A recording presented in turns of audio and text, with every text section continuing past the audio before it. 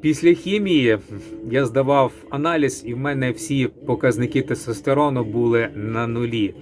Я вважаю, що натурал потрібен займатися по системі Full Body, але не по такій системі традиційний Full Body, де ви в один день. Коли потім були в кінці цього періоду фотографії опубліковані в журналі Life, це були зображені кістляві учасники. Тобто це були як, скажімо так, як в'язні концтаборів. Яку фармакологію ви вживали раніше?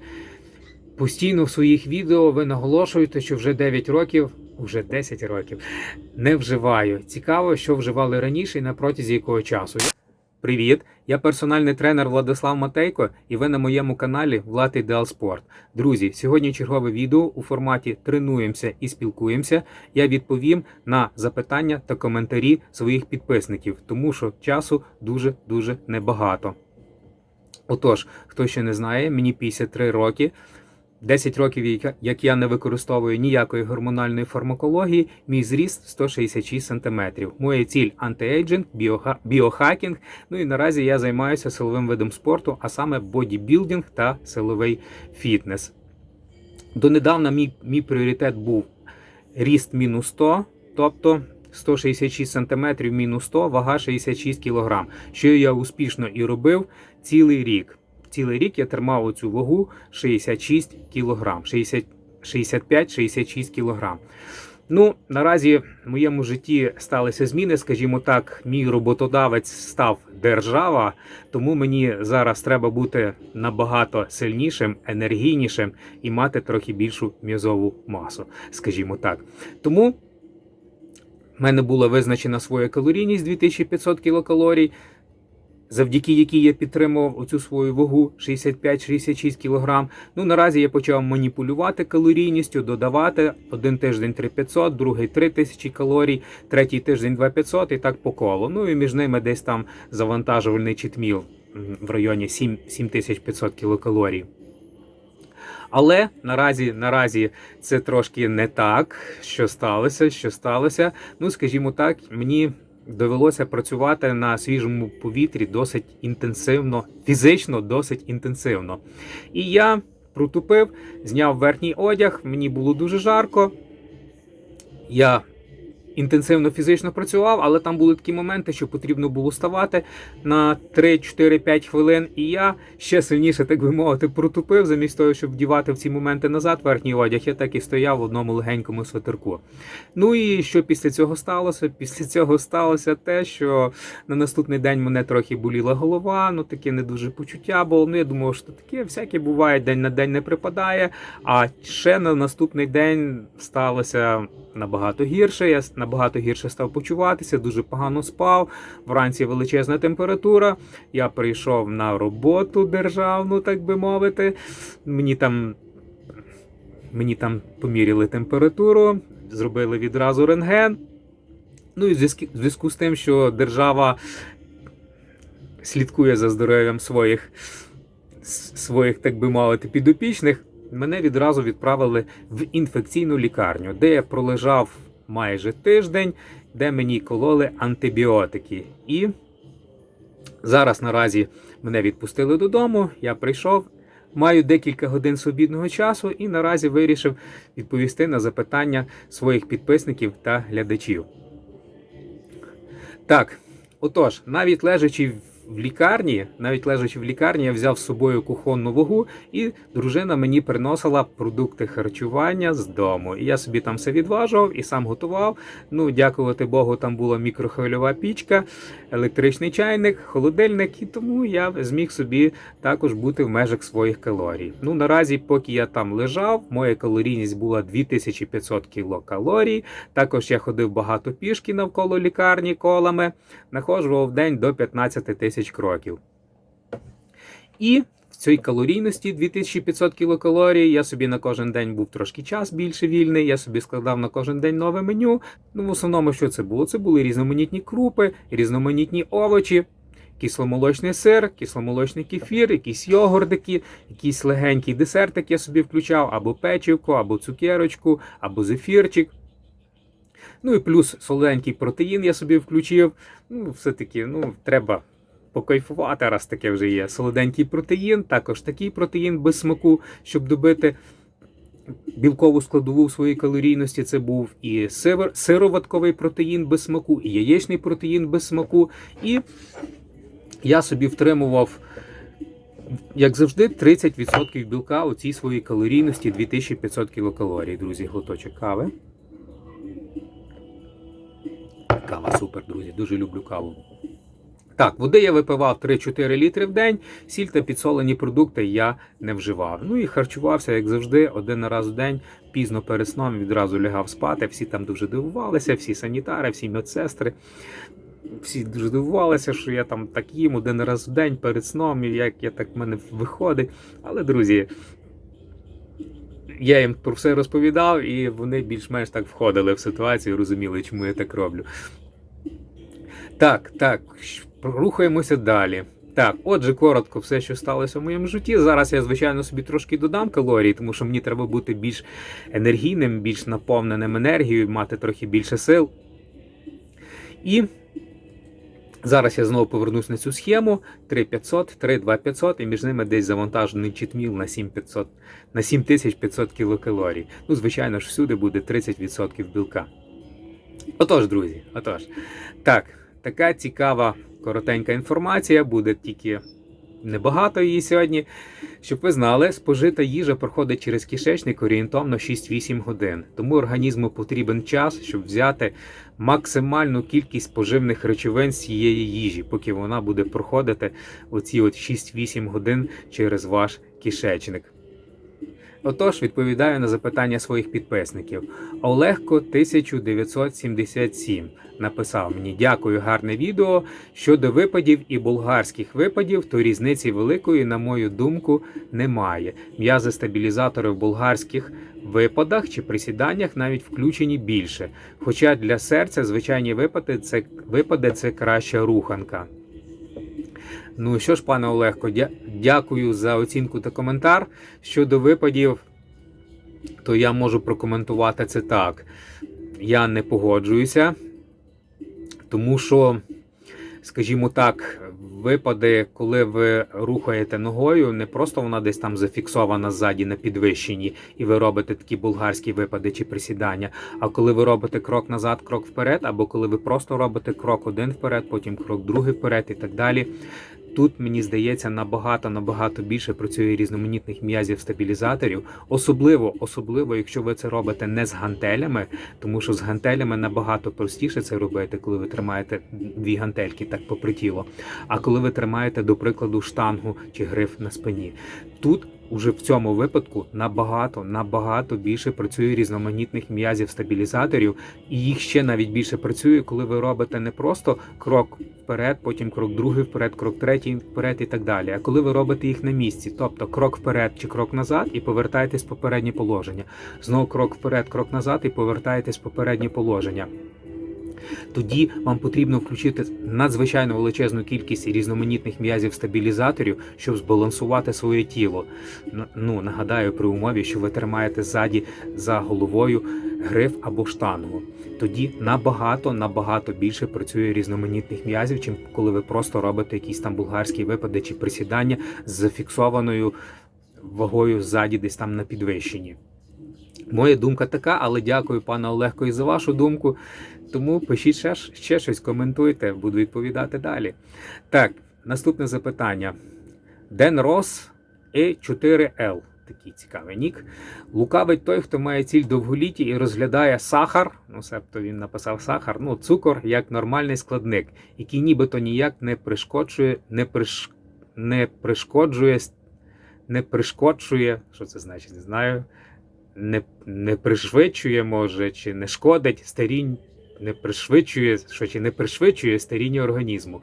Вибачте, я думав, що тут почую тільки здоровий глузд, але напевно, знаючи, що сахар, ну, себто цукор в тій чи іншій формі робить з організмом, не зміг додивитися до самого кінця і виключив, коли хлопець, себто я, захищав сахар. Ну, тобто цукор, абсурд і дисонанс, сказав свою думку Ден Рос.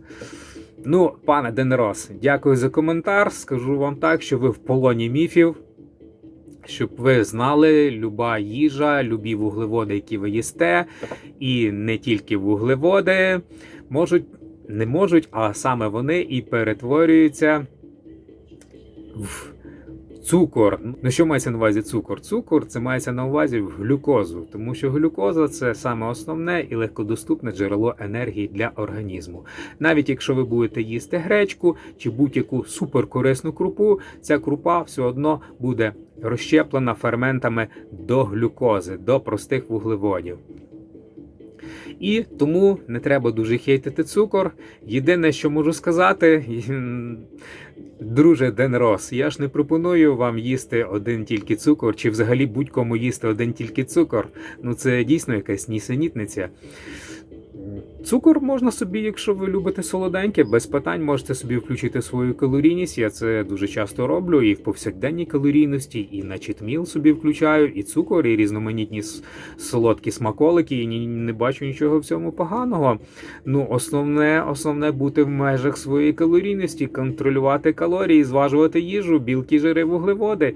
І тоді можете спокійно додавати собі цукор до їжі, якщо ви дуже любите, або будь-які солодкі, і все в межах розумного, звичайно. Не має бути, що 2500 калорій ви з'їли одним солодким. Звичайно, нічого такого корисного в цьому немає, але якщо ви їсте свою їжу, крупу, овочі, білкову якусь складову, м'ясо, там кисломолочний сир і так далі, ну, все з вашим організмом буде добре, ніяких проблем у вас не буде. Основне, будьте в межах калорій, в межах свого балансу енергії. Ну і ще, друже Денрос, подивіться на жирних дієтологів, які так дуже хейтять цукор і самі старіють пришвидшеними темпами, і ніяк самі не можуть схуднути, а якщо худнуть, то десь на голоді, потім відразу набирають назад вагу. Отже, Денрос, шановний Денрос, це для вас абсурд та дисонанс, а для мене ні. І хочу побажати вам, Денрос, успіхів вам в антиейджингу. Потім подивимося, у кого буде кращий результат. Так, відповідає наступне запитання. Картман Зекун 981. Які у вас показники тестостерону вільного і загального плюс ГСПГ? Тобто глобулін, який зв'язує статеві гормони. ГСПГ – російська назва.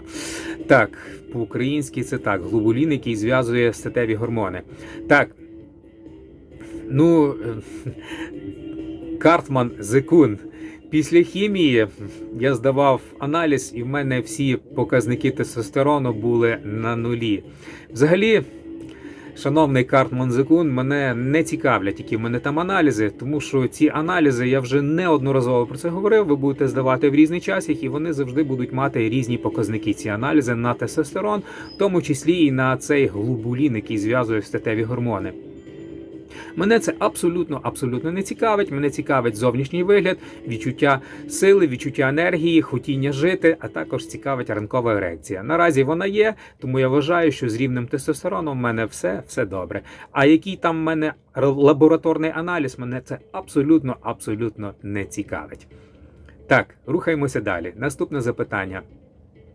Romeo ZY8EH. Як для любителя бодібілдера нормальна дієта. Шановний пане Ромео ZY8EH. Це нормальна дієта не тільки для бодібілдера, любителя, а для будь-якого професіонала. Це є професійно складена дієта, білки, жири, вуглеводи, співвідношення у відсотках, співвідношення у грамах. Все чітко дотримано, все зважено по грамах. Тому я вважаю, що це нормальна дієта не тільки для любителя, а й для будь-якого професіонала. До речі, якщо ви хочете професійне складання дієти, не просто якесь там таке їж одну капусту, цукор не їж, там і в тебе буде все зі здоров'ям добре. Ні, друзі, це не є нормальна дієта, це не є дієта для професіоналів. Професійна дієта, друзі, це білки, жири, вуглеводи, яка складена у грамах, у відсотках, і де включені побажання людини, для якої складається ця дієта, щоб це було в межах енергетичного балансу, в межах калорій та розподілення білків, жирів і вуглеводів. Звичайно, що це має бути переважаючій більшості, так би мовити, правильна їжа, крупи, овочі, фрукти, білкова складова, ну і, звичайно, можна трошки побалувати, так би мовити, себе якимось солоденьким смаколиком, якщо ви цього хочете. Ну, якщо не хочете, можна обійтись і без цього. Тому я вважаю, що не погоджуюся з вами, що ця нормальна дієта не тільки для любителя, а й для будь-якого професіонала. До речі, якщо вам потрібно, звертайтеся, я обов'язково складу вам таку програму харчування і можу навіть вам вести і складати, ну, хоч кожен день там чи кожен тиждень нову програму харчування з тих продуктів, які ви хочете. Калорійність, білки, жири, вуглеводи, ну ви розумієте. Так, відповідаю далі. Юрасик О3Т. Юрасик О3Т. Вітаю, Влад, дякую за цікаве і інформативне відео. Було б цікаво послухати про вітаміни, які їхній вплив, скільки, коли і так далі. І ще про вашу вагу. Якщо ви хочете тримати вагу постійно і одночасно тренуєтесь, може ви гальмуєте ріст м'язів, чи ви вирішили тримати стабільні навантаження? Так, пане Юрасику, відповідаю вам. Про вітаміни багато говорити не буду. Якщо вас дуже цікавить, забиваєте собі в гуглі про вітаміни, там вам отримаєте вичерпну відповідь про всі вітаміни, які тільки існують. Що можу сказати? Можу сказати просто про свій досвід. Я з самого дитинства практично майже без перерви вживаю такі вітаміни, як Ундевіт. Це ще були радянські вітаміни, зараз в Україні вони також випускаються. Я собі вживаю кожен день орієнтовно по 3 таблеточки цього Ундевіту, і ніяких проблем в мене зі здоров'ям немає. Взагалі я вважаю, що синтетичні вітаміни, тобто ті, які ви купуєте в аптеці, вони нічим не гірші, ніж ті вітаміни, які ви отримуєте з натуральної їжі. Звичайно, якщо ви можете собі дослідити, скільки ви там отримуєте того вітаміну з натуральної їжі, там перелік вітамінів величезний, як ви самі розумієте. Але я сумніваюся, що хтось це робить, тому що для цього потрібно чітко зважувати їжу. Ну це навіть ніхто не хоче робити для того, щоб проконтролювати, скільки калорій він споживає, а для того, щоб знати, скільки він там вітамінів з'їв. Ну, я думаю, що це тим більше ніхто не робить. І тому я вважаю, що набагато простіше купити собі таблеточку, мультивітамін, мінерал, спожити її і просто не паритися, і просто їсти собі свою їжу. І гірше від того, що там ви там трошки менше там, чи трошки більше якоїсь вітаміна чи мінерала з'їсте, ну гірше вам від того точно не буде, шановний пане Юрасик. Так, наступна частина запитання про вагу. Чи гальмує вона ріст м'язів? Звичайно, що коли я тримаю якусь певну вагу, гальмується ріст м'язів. Тому що ріст м'язів, як ви це знаєте, це позитивний баланс калорій. Тому якщо я дійшов до свого генетичного якогось максимуму, наприклад, при вазі, яка в мене була 65-66 кг, і обмежив харчування, обмежив калорійність, щоб вага тіла далі не росла, раз не росте вага тіла, і в мене низький відсоток жиру, багато м'язів, відповідно, звідки ці м'язи будуть далі рости? Збільшуватися об'єми. Звичайно, що треба тоді додати калорій. І так, якимось чином я гальмував ріст м'язів цим своїм обмеженням калорій. Але що можу сказати? У мене така була ціль, я йшов до неї і цілий рік тримав цю свою ціль, був в межах свого коридору 65-66 кг, нічого поганого в цьому не бачу. Наразі настав такий період в моєму житті, як я вже попередньо говорив, що мені треба бути сильнішим, енергійнішим, я додав калорії, на вагу тіла зараз особливо не звертаю. До речі, я сьогодні зважувався, вага тіла орієнтовно 75 кг. Звичайно, що в мене і м'язи трохи збільшилися, але так, рельєф в мене погіршився, звичайно. Але наразі рельєф не мій пріоритет, пріоритет, силовий показник трохи кращий, ніж був раніше. В межах розумного, звичайно, щоб не травмуватися. І мій пріоритет, щоб в мене було багато енергії, що я міг виконувати різноманітні завдання, які переді мною поставлені керівництвом, скажімо так. Так, і в перспективі надалі моя ціль лишається антиейджинг, і в перспективі, якщо вже закінчиться оця така нестабільний період якийсь в моєму житті, так, я далі повернуся, щоб в мене був дуже гарний суперовий рельєф, і я це неодмінно зроблю, тому що я знаю і вмію, як це робити, я 100% знаю, як це робити, і буду це робити. Звичайно, якщо не станеться, дійсно якогось супер форс-мажорного в моєму житті. Адже ви знаєте самі, в який час ми живемо, це може статися. Так, Так, відповідаю на наступне запитання. 200 плюс Дмитро. Я так зрозумів, що організм добре відноситься до харчування 2 рази на день. Цікаво, як довго такий формат прийому їжі, чи це звичка з молодості, дитинства. Ну, наразі цей коментар пан Дмитро писав, ще коли я розказував, що я їм 2 рази в день. Ну, відповім так, з дитинства, з молодості я майже ніколи я не їв там 1 чи 2 рази в день. Ми всі в сім'ї харчувалися традиційно 3 рази в день, тобто в школі в мене це був якийсь сніданок, я собі, якщо це друга зміна, мама мені залишала їжу на кухні, я навіть не міг добре готувати, собі просто мені там залишала, я собі це їв, потім в обідав, йшов в школу і ввечері, звичайно, вечеряв. Ну, а як це була ранішня зміна, ну, звичайно, перед школою щось поїв, там після школи щось поїв, ввечері щось поїв, ну таке традиційне 3-разове харчування, точно так само це були і вихідні, точно так само я харчувався і в радянській армії 3 рази в день, як ви знаєте, в армії таке харчування 3 рази в день. Ну і потім після армії також я так традиційно харчувався вже 3 рази в день. У мене рідко, коли були якісь перекуси, оце було таке 3 рази в день харчування.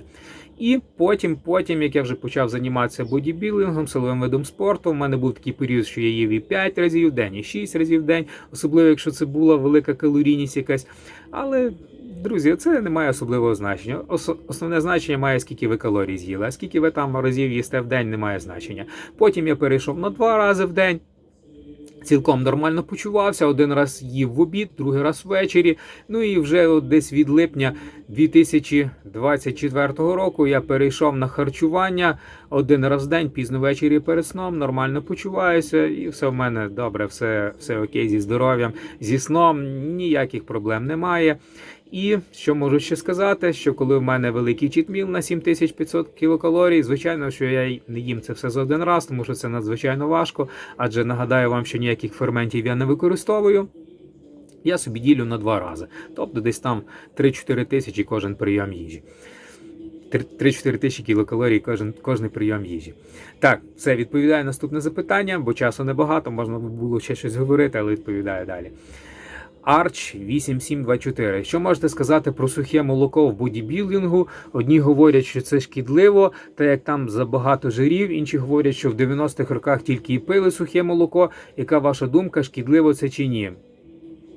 Ну, можу відповісти на ваше запитання так. В радянські часи, наскільки мені відомо, сухе молоко також було досить дефіцитним продуктом, ну наскільки я знаю. І тому, як правило, скажімо так, в радянські часи самим легкодоступним білковим продуктом, в якому відносно багато білка, звичайно, що це був кисломолочний сир, м'ясні продукти різні. Ну а саме от серед таких сумішей різних, то це було дитяче харчування. Я пам'ятаю, воно з гречкою, здається, там в основному в магазинах стояло гречане таке дитяче харчування. І що можу сказати по білку от в дитячому харчуванні і в сухому молоку. От спеціально я собі в своїй табличці по калорійності, яка моя програмка, в якій я розробляю програми харчування на комп'ютері.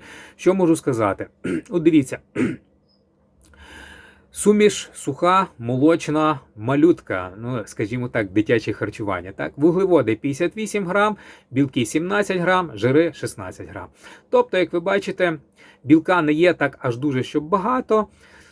Орієнтовно, якби забрати оці вуглеводи, то це би було орієнтовно як якийсь жирний кисломолочний сир. Але в зв'язку з тим, що тут є вуглеводи, це якби ви в цей сир додали ще якихось вуглеводів. Там, не знаю, якесь варенячко собі там додали, чи якоїсь крупи, якщо ви не любите солодке.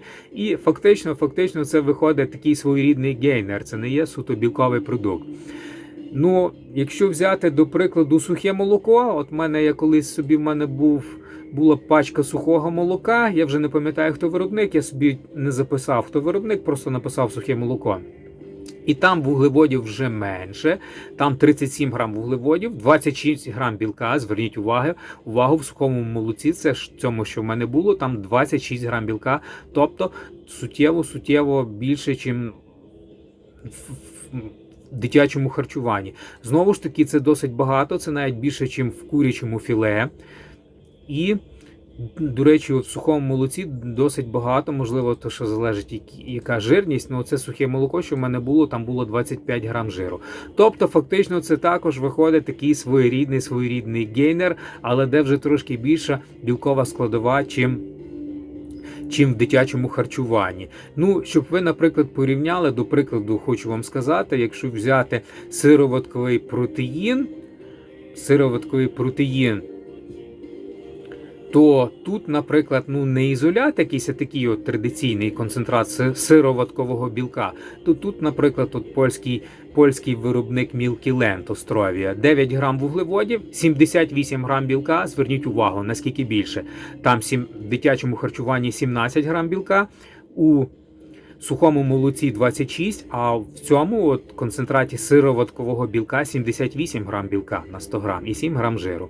Якщо ж взяти яєчний протеїн Овостар, український виробник без смаку, альбумін ще по-іншому його називають, там 4,5 грами вуглеводів, згідно сертифікату, який мені надали, 82,5 грами білка на 100 грам і 0,3 грами жиру на 100 грам. Тобто, як ви бачите, в яєчному ще більший відсоток білка, чим в концентраті сироваткового білка. Тому, так би мовити, відчуєте різницю. Якщо у вас є можливість купити концентрат якогось білка, це набагато буде більш ефективніше, чим купляти сухе молоко, чи якесь дитяче харчування. Звичайно, якщо ваша ціль саме добити білкову складову в своїй калорійності. Так, сподіваюся, відповідаю на наступне запитання. PIF S6370.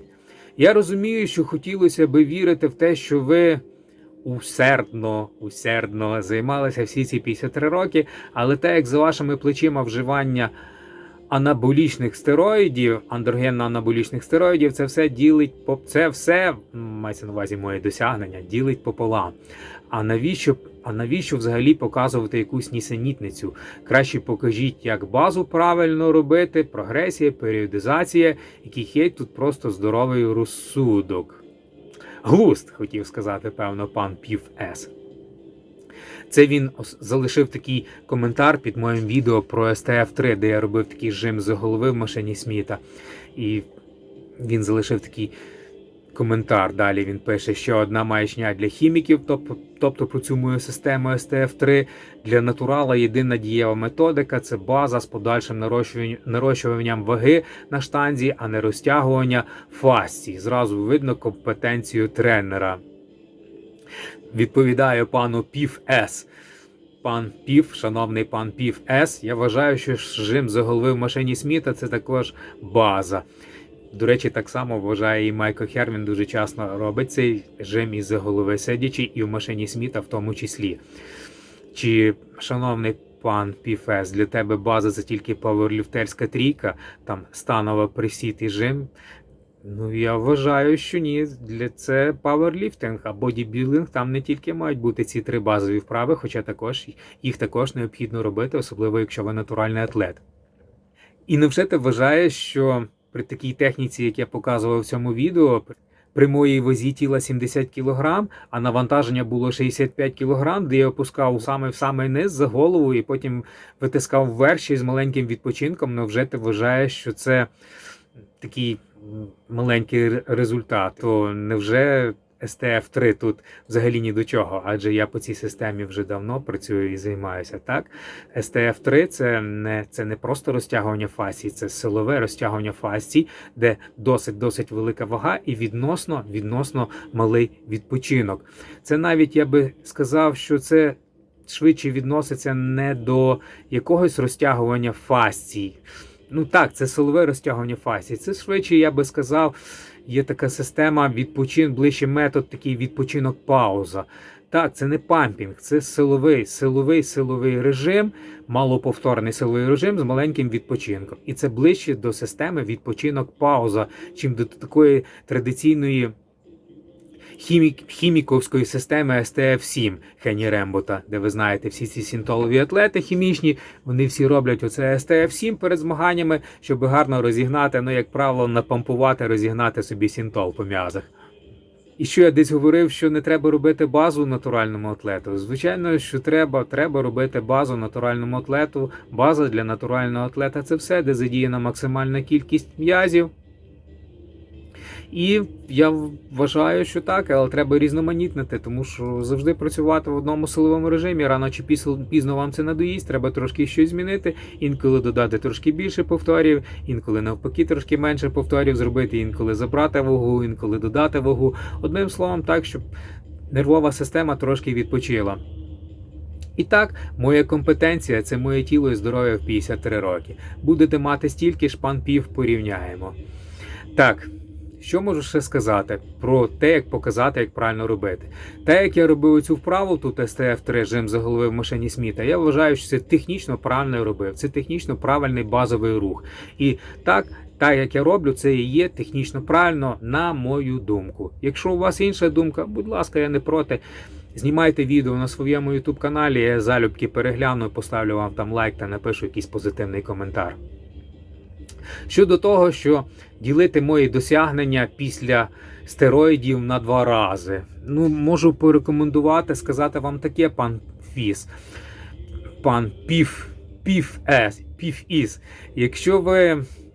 Для того, щоб так говорити, потрібно спробувати. Розумієте? Попробуйте ви хімічити 10 років, потім 10 років не хімічите, і ви подивитеся, які у вас там буде ділення на 2, 2022 чи 2 мільйони 222 і там 2 якісь невідомі степені. Ще раз наголошу, пан Пів, що мені 53 роки, моя ціль антиейджинг. В мене немає ніяких хронічних травм і ніяких проблем зі здоров'ям, крім дуже-дуже поганого зору. Тому все, що було несерйозне, що я там по травмах отримував, я все реабілітував. Я вмію і знаю, як це зробити. І одних вправ для цього недостатньо. Це мають бути вправи, харчування, водний режим. Зможете так само після 50? Давайте. Буде вам після 50, мені вже буде, певно, набагато більше, і тоді порівняємо. А я, друзі, буду далі рухатися по антиейджингу. Так, що далі пише ще Пів? Пан Пів. Як завжди, пусті слова, одні хизування. Людина, яка хоче дожити до 200+, вона перше, що буде робити, це перевірятися в лабораторіях, здавати аналізи, це фундамент. Заняття в тренажерці – це не про здоров'я, фізкультура – це про здоров'я. Дайте хоча б якісь актуальні аналізи загального тестостерону, а так говорите те, що ти не на ГЗТ, ну так ляпнути можна, але ж люди словам без доказів не повірять. Знову ж таки йдеться мова про якісь генетичні ліміти, ви їх давно перескочили тим, що вживали форму і, можливо, продовжуєте. Ваша інформація щодо ядер не актуальна, відкрийте дослідження, актуалізуйте свої знання, ваш тренер, ви цим собі на хліб заробляєте. Ще раз дякую за вашу думку, пан Пів-С. Про аналізи неодноразово вже говорив. Свою думку проживу довго і без них. Віриш ти, шановний пан Пів-С, чи не віриш на ГЗТ я чи не на ГЗТ, мені повір, мені абсолютно все одно, мені абсолютно начхати, віриш ти це чи ні, хоч собі вір, хоч не вір, мені нема чого когось обманювати, говорю як є. Нема що приховувати. Про ядра вже неодноразово говорив, десь там вже 2 відео навіть в мене є. І що можу сказати? Я не погоджуюся. Я вважаю, що після відміни стероїдів ці ядра також зникають, особливо якщо, як в мене, вже після стероїдів пройшло 10 років. Я вважаю, що ніяких там надлишкових м'язевих ядер, набраних на курсі анаболічних стероїдів, вже давно не залишилося після 10 років без стероїдів. А вірите ви чи не вірите на ГЗТ я чи не на ГЗТ, мені, як я вже сказав, пан Пів-С, шановний, абсолютно все одно. Думайте собі, що хочете, пишіть ще щось, буду коментувати, відповідати на ваші запитання. Так, рухаємося далі. Так, глоточок кави завершальний, бо вже зараз 2 година скоро. Так, ашваганда. Що це таке? Чи ефективне? Так, говоримо про ашваганду. Ашваганда також відома як індійський женьшень, має багато корисних властивостей. Ось деякі з них. Зменшення стресу та тривожності, знижує рівень кортизолу, гормону стресу і покращує якість сну, покращує фізичну витривалість, сприяє збільшенню м'язової маси та та загальної витривалості. Підтримка імунної системи, має антиоксидантні властивості, які допомагають боротися зі стресом та запальними процесами, а також покращує функцію імунної системи. Також покращення когнітивних функцій, вона може покращити концентрацію, увагу та пам'ять, а також підтримує функціонування мозку, а також підтримка серцево-судинної системи. Ашваганда сприяє зниженню рівня глюкози в крові та підтримує здоров'я серцево-судинної системи. Ну, щодо останнього пункту, що можу сказати? Друзі, зрозумійте, якщо ви не будете в межах свого енергетичного балансу, будете жерти все, що підряд, мало рухатися, ніяка ашваганда вам не допоможе. Нічого вона вас не змінить, тому саме основне – це рух та харчування і водний баланс. А ашваганда, якщо дуже хочете, приймайте, якщо не хочете, можете обійтися без неї і все буде добре. Я ніколи в житті не приймав ніякої ашваганди, почуваюся супер. Все окей, і вважаю, що це не є обов'язковою добавкою. Якщо не маєте де потратити гроші, будь ласка, вживайте ашваганду. Так, ще ашваганда і тестостерон. Говорять, що вона має потенціал для підвищення рівня тестостерону. Очевидно, і звідти, що вона збільшує м'язову масу, так би мовити, такий висновок зроблений. Дослідження показали, що регулярне вживання ашваганди сприяє збільшенню рівня тестостерону у чоловіків. Наприклад, у клінічному дослідженні чоловіки, які приймали 5 грамів порошку кореня ашваганди, щодня протягом 3 місяців відчули підвищення рівня тестостерону. Друзі, це так смішно виглядає. Що значить відчули? Ну, в якому плані? В них ерекція краще стала? Якщо так, можливо, це просто якийсь афродізіак? А до чого тут рівень тестостерону? Можливо, ці чоловіки просто були вже не, скажімо так, слідкували за своїм здоров'ям, зменшили вагу тіла, були на якійсь дієті, більше рухалися, одночасно вживали ашваганду, адже дуже часто дослідники так роблять. Не просто дають якусь добавочку і кажуть там, їж там 5 піц в день, там ніде їзди кругом на машині, ніде не ходи і на тобі ашваганду, чи в тебе буде щось краще. Ні, друзі, так не буде. Швидше за все, що в цих дослідженнях оці чоловіки також вели більш-менш здоровіший спосіб життя, чим до цього. Їм ще давали цю ашваганду. Звичайно, що в них були кращі відчуття, краща ерекція і так далі. Але я вважаю, що ашваганда тут так, скажімо так, мало чим допомогла. Мало. Але менше з тим, кажу, які є дослідження, і щоб ви були в курсі, так би мовити. Також вважається, що ашваганда може покращити якість сперми та фертильність у чоловіків. Вона допомагає збільшити кількість сперматозоїдів та їхню рухливість, що може бути корисним для тих, хто має проблеми з фертильністю. Ну, що можу сказати? Якби це було дійсно так, і вона дійсно там аж так дуже впливала на рівень сперми, на якість сперми та на фертильність, ну, скажімо так, тоді би масово лікарі призначали вам не штучний тестостерон і ще не якісь інші хімічні лікарства, а призначали би вам цю ашваганду. Але, друзі, так не є, тому я вважаю, що це все притягнуто за вуха. Моя думка така, що ці дослідження профінансовані виробниками, продавцями цієї ашваганди, щоб продати вам побільше цього порошку. Звичайно, якщо ви дуже хочете, вживайте, нічого поганого в цьому немає, можливо, дійсно якісь плюси є, але щоб воно дійсно там вам кардинально щось поміняло в вашому житті, чи кардинально підняла рівень тестостерону, я в цьому дуже-дуже глибоко сумніваюся. Отож, друзі, сказав вам свою думку про ашваганду. Якщо хочете, вживайте. Я абсолютно не проти. Я не планую цього робити. Не планую, спокійно обходжуся без ашваганди і все в мене добре. Так, наступний коментар. General 8721, реально, думаю, років вам 30-35. Шановний пане General, дуже дякую за коментар, мені дуже-дуже приємно. Так, наступне запитання. Василій Васильєв, Ч8В. Крім безкінечного бла-бла-бла і сказаних 300 разів слова «отже» нічого не почув і чути нічого тут більше не хочу, ну тобто на моєму каналі. Якщо людина навіть не уявляє собі, що таке мед і дивиться на нього як на цукор, та ще й порівнює його з так званим шоколадом та трансжирами, та й іншим гімном, кого тут слухати? Шановний Васильович, дивлюся на мед з точки зору калорійності і взагалі не вважаю ні шоколад, ні транжири чимось надзвичайно шкідливим та некорисним. Все має свою енергетичну та харчову цінність. Питання в кількості. І що ви кажете, що я 300 разів сказав? Отже, ви рахували, було натхнення. Ну супер.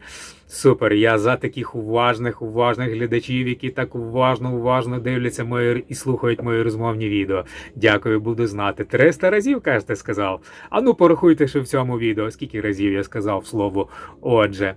Ну і тут мій глядач Нікола 03 0777, там багато сімірок, пише: сектанти, медолюби, всі такі агресивні, мається на увазі щодо цього Василія Васильєва. Чи ви такі особливі? Ну, що можу сказати, друзі? Ну, все ж таки, давайте так, я скажу. Ну, що можу ще сказати, друзі, додатково? Так, мед також має калорійність, і щоб ви знали, там досить багато, в тому числі і цукру в цьому меді, і він має досить велику калорійність. От відкриваю вам свою табличку, і що можу сказати? Вуглеводів трошки більше, ніж 80 грамів на 100 грам. Білка 0,8, жиру немає. Ну, згідно тої етикетки, що в мене була. Мед, не пам'ятаю вже, хто виробник, я не записав, просто написав мед. І, щоб ви знали, десь 12 грам меду – це еквівалент 10 грам чистого цукру. Так, друзі, не дивуйтеся. Мед не є низькокалорійним продуктом. Фактично він тільки на 20% має менше вуглеводів в своєму складі, чим чистий цукор. Тому, що можу ще сказати про мед? Мед – це дійсно гарний продукт, я його також дуже люблю. Але основне, рахуйте калорії, будьте в своєму енергетичному балансі, і тоді можете спокійно, в тому числі, споживати і мед, і цукор, і взагалі будь-які солодкі смаколики, і не буде ніякої шкоди для здоров'я і вашого довголіття.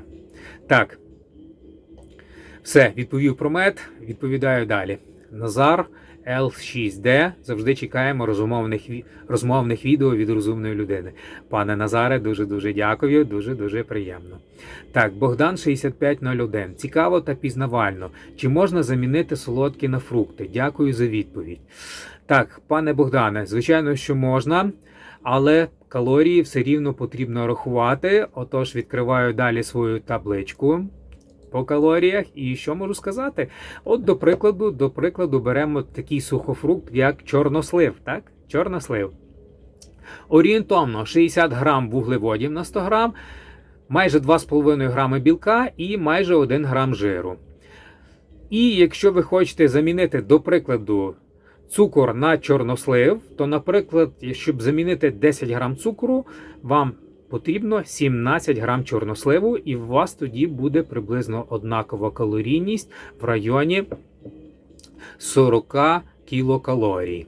Тобто 17 грам чорносливу – це еквівалент 10 грамам цукру. Точно так само, плюс-мінус, треба і дивитися по всіх інших сухофруктах. Так, сподіваюсь, відповів на ваше запитання. До речі, звичайно, що сухофрукти більш цінніший продукт, ніж просто цукор, тому що, крім того, що в цих сухофруктах є просто цукор, там також є якась клітковина, якісь поживні речовини, якісь вітаміни, мінерали, і бачите, навіть білок є, до прикладу, в чорносливі. Небагато, але трошки є, тому, звичайно, що, скажімо так, харчова цінність сухофруктів, звичайно, що трошки більше, ніж простого цукру. Сподіваюсь, відповів про сухофрукти. Відповідає наступне запитання. Платок. Владислав, добрий день. Є цікаве питання. Full body чи спліт для натурала? Для бодібілдинга. Що можу відповісти? Звичайно, що, скажімо так, я вважаю, що натурал потрібен займатися по системі full body, але не по такій системі традиційний full body, де ви в один день робите якусь безкінечну, незліченну кількість вправ на всі групи м'язів, ви тільки так заженете себе в якийсь перетрен, і якби нічого корисного в цьому навряд чи буде. Ну, хіба що ви будете працювати з дуже якимись такими маленькими вагами, дуже інтенсивно, на витривалість, тоді, можливо, є зміст так займатися. Ну, якщо з точки зору саме побудови тіла, збільшення м'язів, я вважаю, що натуральний атлет має займатися по спліту, але це такий, як вам сказати, напівспліт, напів фулбаді, можна так сказати. Тобто я вважаю, що натуральний атлет не повинен яке традиційне розбиття спліту, допустимо, на 3 дня, так? Орієнтовно 2 дня верхня частина тіла, 1 день нижня частина тіла. Як правило, всі отак розбивають, до прикладу, такий традиційно, наскільки мені відомо, всі так розбивають такий триденний спліт на тиждень. Я вважаю, що ні, що треба комбінувати. Тобто, на кожному тренуванні натуральному атлету завжди потрібно робити, в тому числі і вправи на низ тіла. Тобто, якщо ви одне тренування робите біцепс стегна, інше робите квадріцепс стегна, на якомусь іншому робите спину, де станова тяга, і таким чином ви будете задіювати в кожному тренуванні тазове дно, м'язи тазового дна, і це буде сприяти дуже гарному виробництву тестостерону саме в натурального атлета, але не тоді, коли ви робите, а потім, коли ви відпочиваєте, коли ви спите, у вас буде дуже гарно відновлюватися організм, дуже гарно буде вироблятися тестостерон. Так, це мною протестовано, це на мені працює, хочете вірити, хочете ні. Я вважаю так. Отож, до речі, як там, скільки разів я вже слово «отож» сказав, чи «отже». Так, я вважаю, що натуральний атлет, в принципі, як і не тільки натуральний, але для натурального це надзвичайно важливо. Це має бути такий напівспліт, напів-фулбаді. Тобто ви на кожному тренуванні працюєте і верхом, і низом, просто чергуєте трошки ці групи м'язів між собою. Мається на увазі біцепс стегна одне, як я вже попередньо говорив, там квадріцепс стегна, якісь тренування плечі, якісь тренування груди, десь спина. Одним словом, це все ви так собі комбінуєте, щоб завжди у вас на кожному тренуванні було задіяне тазове дно. Не знаю, якось так сплутано відповів, але часу досить мало, вже досить багато наговорив, тому трохи спішу, бо треба бігти по справах далі, друзі.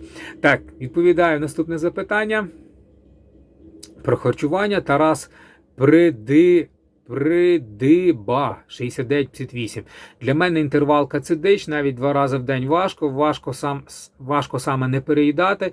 Коли велика перерва, я не можу стриматися, їм дуже багато, зриваюся, причому зриваюся в солодкому, але якщо 3-4 рази в день, я нормально вписуюсь в денний калораж, плюс менші порції не впливають на мою продуктивність, не хочете спати, так як після одної великої порції.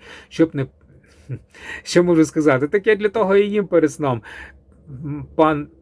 Пане Тарас Придиба, для того, щоб поїв і захотів спати і гарно виспався собі. А щоб не переїдати, у вас має бути чітка калорійність, енергетичний баланс, розподілення білків, жирів, вуглеводів. А скільки ви разів будете їсти в день, це абсолютно ніякого значення не має. Хочете їсти 4 рази, їжте. Хочете їсти 2 рази чи 1, допустимо, те, як я, їжте. Нічого поганого в цьому немає. Якщо у вас організм все добре засвоює, ферментативна система добре все розщеплює, ніяких проблем не виникає, їжте скільки хочете разів. Основне бути в своїх калоріях. І ще він каже, що я тоді добиваю солодким. Ну, що можна сказати? Включайте собі солодкі, так як і я, в щоденну калорійність або на читміл десь, і ніяких проблем з цим не буде. Солодке включене в калорійність частково, і ви собі гарно їсте, задовольняєте свої смакові рецептори, і все супер. До речі, я там далі його запитав, а яка у вас калорійність і розподілення білків, жирів, вуглеводів? А він мені відписує калорійність орієнтовно 2000 плюс-мінус 100. В інтервалці, тобто в інтервальному голодуванні, тобто в інтервальному харчуванні для себе наразі не вбачаю змісту. Вважаю, що класичних 3-4 прийоми без під'їдання і хороше БЖВ роблять справу прекрасно. Можливо, колись поекспериментую, пише він. Ну, що можна сказати? Орієнтовно поняття розмите, розумієте? Наскільки я зрозумів, чіткого плану харчування в грамах у вас немає. білка явно замало з того, що ви мені там написали. Я нарахував всього-навсього якихось 16% від калоражу. В основному переважають вуглеводи. Ну, не дивно, що вас буде тягнути дуже сильно на сон. Якщо переважають вуглеводи, звичайно, що буде тягнути на сон. Якщо переважають жир, може не вистачати енергії на важку роботу. Швидше за все, шановний пан Тарас Придиба, ви не є в межах 2000 кілокалорій. Чому? Тому що все дуже просто. Дивіться, розкажу вам зараз коротко, в мене вже десь було відео по цій темі, але розкажу ще раз, щоб ви знали. Отож, в Америці, скільки разів вже сказав слово «отож», в Сполучених Штатах Америки в середині 40-х років проводили такий експеримент, це так званий Міннесотський експеримент. Міннесотський експеримент, там набрали добровольців, і вони проводили таке місячне клінічне дослідження. Вони були закриті, їх ніде самих не випускали, їм давали їсти тільки, так би мовити, те, що вони мали їсти, вони ніде не могли піти собі, щось додатково купити, під'їсти, піджерти.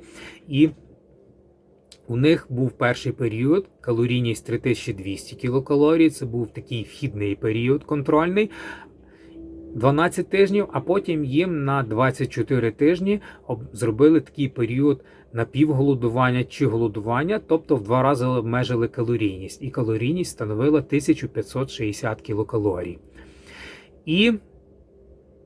І вони мали ходити за тиждень 35 кілометрів, наголошую, не за день, а за тиждень 35 кілометрів. Ну і плюс вони ще там виконували якусь там роботу, там прибирали там, наскільки я зрозумів, прибирали свою лабораторію, ну і якась така не дуже значна фізична робота, і ходили 35 кілометрів. Якщо поділити на тиждень, то це орієнтовно 5 кілометрів в день, це не є так дуже аж багато. Я думаю, що люба людина, якщо не просто сидить цілий день на місці, а десь трошки рухається, ходиться, по-любому находжує цих 5 кілометрів в день. І, щоб ви думали, вони суттєво схудли на 1560 кілокалоріях. І коли потім були в кінці цього періоду фотографії опубліковані в журналі Life, це були зображені кисляві учасники. Тобто це були як, скажімо так, як в'язні концтаборів, де шкіра і кості. Шкіра і кості, ніякого жиру, ну і відповідно ніяких м'язів також не було, тому що вони тільки ходили пішки. І не виконували важкої фізичної силової роботи, зв'язаної з м'язами. Тому потім в них був величезний період реабілітації, де вони ніяк не могли наїстися. Вага там, здається, впала чи до 50 в них всіх кілограм, чи до 60, щось таке. Тут всі я щось відкрив, не можу відразу знайти вам. Одним словом, дуже суттєво схудли і виглядали як в'язні концтаборів. Наголошу, це 1560 кілокалорій. Тому як там шановний пан Придиба їсть 2000 кілокалорій, і він має якісь проблеми з вагою тіла, наскільки я зрозумів. І повірте, енергії у вас на 2000 кілокалорій, якщо ви будете постійно їх їсти, буде дуже мало, вам нічого не буде хотітися робити. І якби ні думати, ні рухатися особливо ви не зможете. Тому як там пан Тарас Придиба не може з'їсти зараз 2000 кілокалорій. Як ви бачите, оце дослідження показало, що 1560 кілокалорій в день, і через декілька місяців ви будете як в'язень концтабора. Звичайно, при умові, що ви не будете нічого більше під'їдати. Ну, скажімо так, можливо, я трошки утрірував, ви не будете як в'язень концтабора відразу виглядати.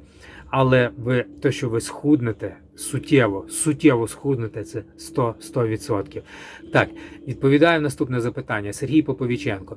Питання виникло, чи є якісь дослідження стосовно реального впливу на простату?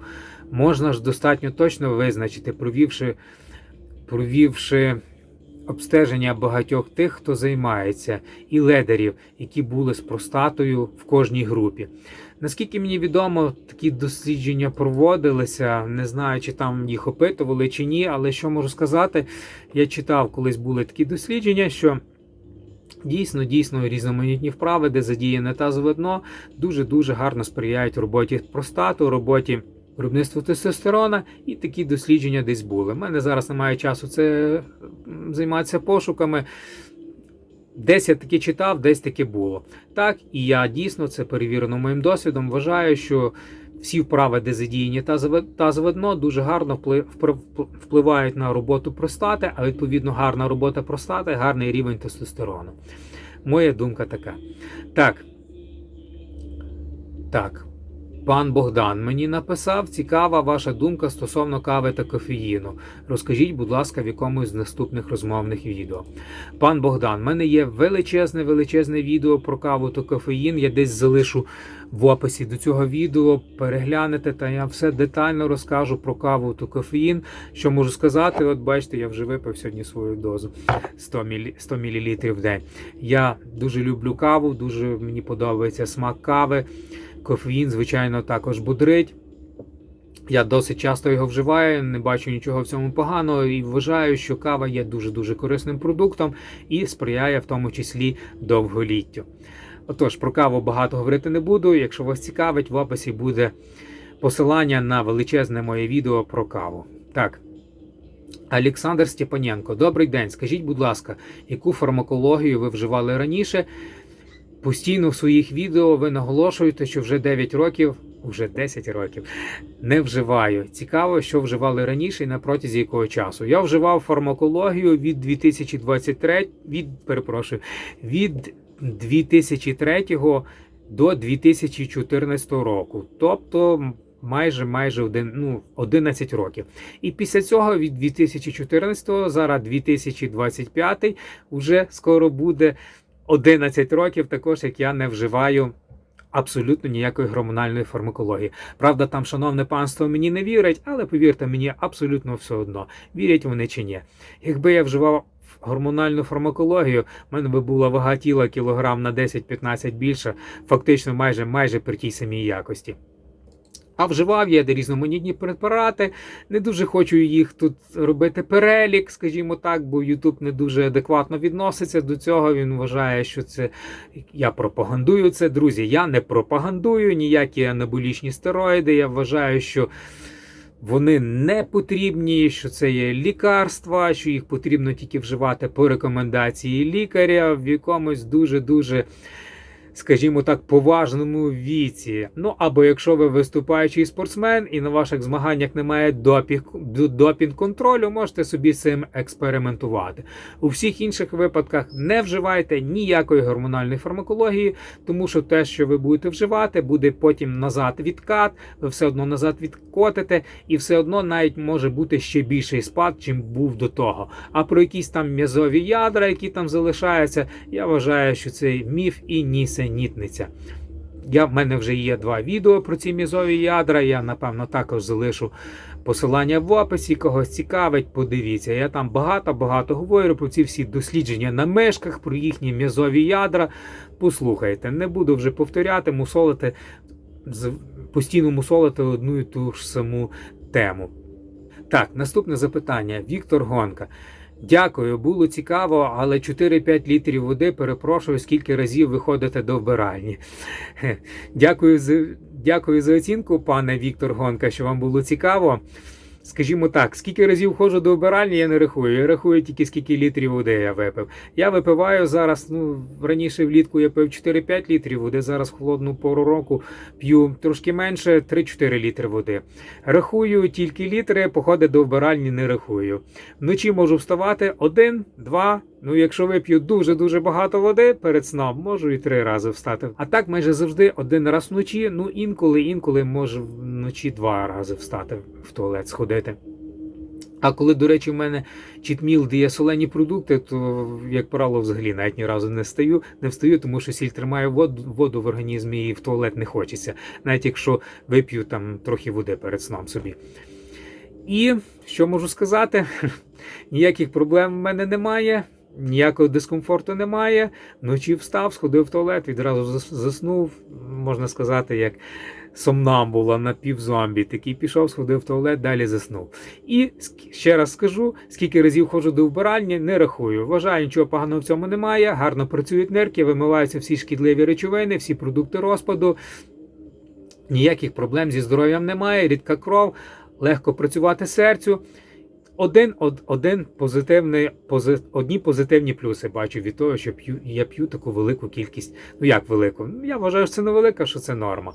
3-5 літрів води в день – це норма. Так, відповідаю наступне запитання. Пише мені Чокі Форест. 53 роки я в шоці. Виглядає років на 20 молодше. 2500 кілокалорій, наче на вашу вагу ідеально. Але харчуватися раз в день, впродовж дня ви не відчуваєте постійний голод. Дякую за коментар, Чокі Форест. 2500 кілокалорій була визначена моя базова калорійність. Вона, звичайно ж, потім буде коригуватися з часом під мої потреби, під мою рухову активність і так далі. Ну, наразі, як я вже говорив, я собі додав трохи калорій. Більше, ніж 2500, тому що мені потрібно більше сил та енергії, щоб виконувати поставлені переді мною завдання.